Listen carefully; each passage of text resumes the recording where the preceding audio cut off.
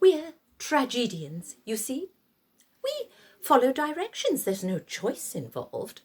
The bad end unhappily, the good unluckily. That is what tragedy means. Positions?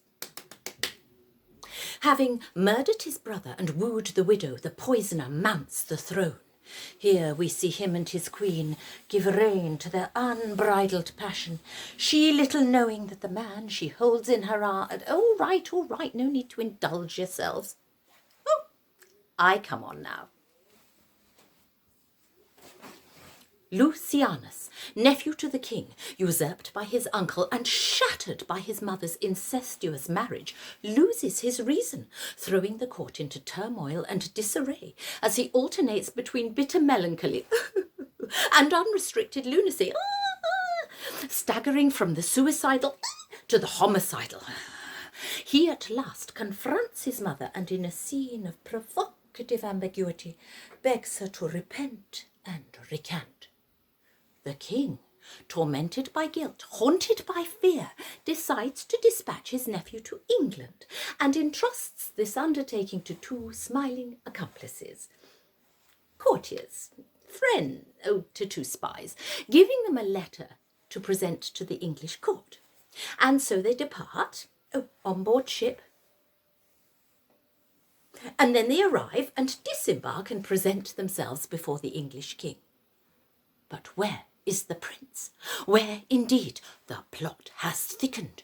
A twist of fate and cunning has put into their hands a letter that seals their deaths. Traitors hoist by their own petard, or victims of the gods. We shall never know. Are you familiar with this play? A slaughterhouse. 8 corpses all told. It brings out the best in us. It's what the actors do best.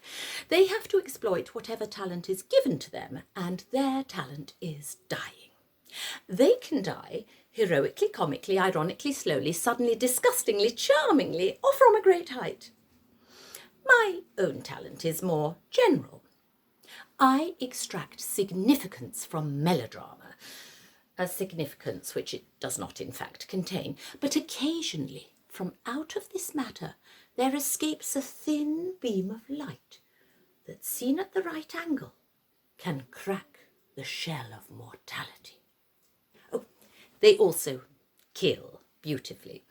In fact, some of them kill even better than they die, and the rest die better than they kill.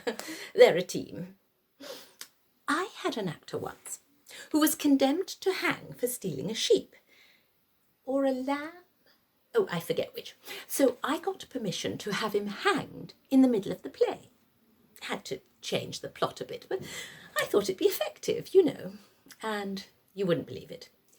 He just wasn't convincing. It was impossible to suspend one's disbelief, and what with the audience jeering and throwing peanuts, the whole thing was a disaster. He did nothing but cry all the time. Right out of character, just stood there and cried. Oh, never again. Audiences know what to expect, and that is all they are prepared to believe in.